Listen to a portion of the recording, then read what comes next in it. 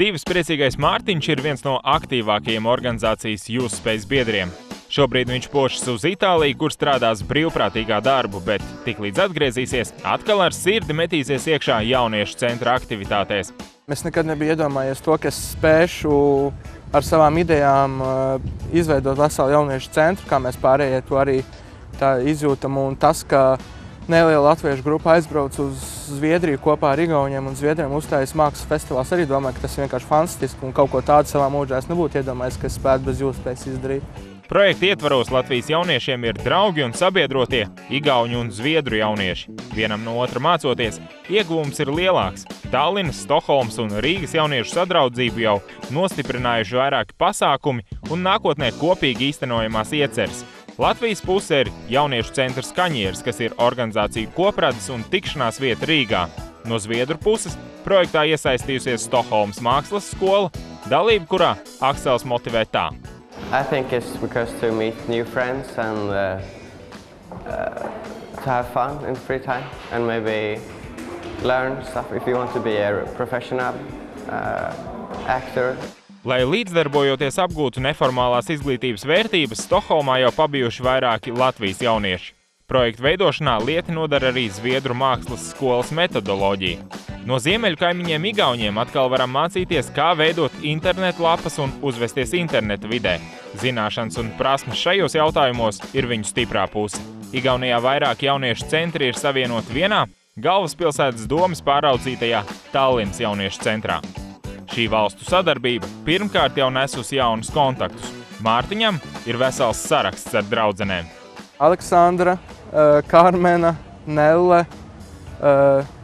Trīnu, Renāta. It's basically like making a friend in your own country, only you don't see them so often. Un mēs kontaktējamies Facebookā, Skype'ā un šādi tad ir iespēja doties pie viņiem ciemos ārpus visa tā projekta. Un tā tas arī turpinās. Tās attiecības tik kā iepazīst tie cilvēki, tā kā atbrauc uz vienu nedēļu pie seviem, bet viņi ir tik atvērti un tik daudz ko tev dod, ka tu pilnīgi nespēji tā kā tikt no viņiem vaļā un kļūst par paiglabējiem draugiem īstenībā ārpus projekta arī. Nākamgad Rīgā notiks radošais jauniešu festivāls, kuram iesildīšanās bija jau šovasar, kad pie mums tikās visu 3 valstu pārstāvji. We met a lot of new people and it's been really fun. And since all the workshops, so we have I've learned some dancing and of course drama. I had very fun and I met other people in another culture. I maybe haven't got these friends that I maybe would add on Facebook, but you know, I have met other people and it was interesting to see how they work and stuff like that. Personally, this week gave me friends and new opportunities. I did stuff that I've never done before and it was really, really interesting. My favorite was the drama things because I've never been into theatre, but this week it was amazing. Tagad jāturpina darbs pie jau iesāktajiem kopīgajiem projektiem. Tapšanas procesā ir inovatīvs jauniešu portāls, kā arī rokas grāmata darbam ar jauniešiem. Tallinā darbojas izstāde Dialogue in Dark. Like a healthy person can live through 1 hour being blind. I actually did it, and the first 15 minutes were so weird. It was like all your senses are just going crazy. But afterwards we talked to that blind lady, and it was just amazing, the stories that she told. Nu pat bijām Dialogue in Dark. Tā ir izstāde Tallinā, ko mēs esam veidojuši kopā ar Tallinas un Stokholmas jauniešiem. Nu, ļoti interesanta pieredze. To katram vajadzētu pamēģināt, kā tas ir tumsā pamēģināt pa priekšu atrast sevi, un pēc tam atrast savu līdzbiedru, un pēc tam arī paklausīties, ko stāsta akls gids. Un tā ir iespēja viņiem paprasīt, kādus sapņus viņi redz. Viņi ļoti labprāt atbild. Noteikti iesaku. Rīgas jauniešu centra Kaņieris galvenais uzdevums paralēli ikdienas aktivitātēm šobrīd ir gatavošanās 2012. gada radošajam festivālam. 2012. gadā Rīgā veidosim jauniešu radošo festivālu. Un kas tas ir tāds pa zvēru, jo patiesībā viņi ir tik radoši, ka viņiem katru dienu ir bezmaz kā jauns festivāls.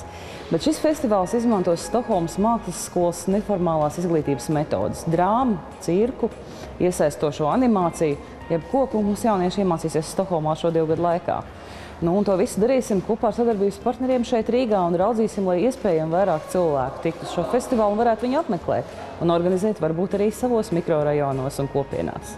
Pagaidām, kas mums ir tā kā pats galvenais, ir nākošā gada jauniešu un kultūras festivāls Rīgā, ko mēs rīkosim sadarbībā ar Zviedriem un Igauniem. Un tas pagaidām ir tas, kas mums tiešām ir tā par riktīgo jāuztaisa. Ārkārtīgi interesanti, kā mūsu jaunieši interpretē Stokholmas mākslas skolas pieredzi.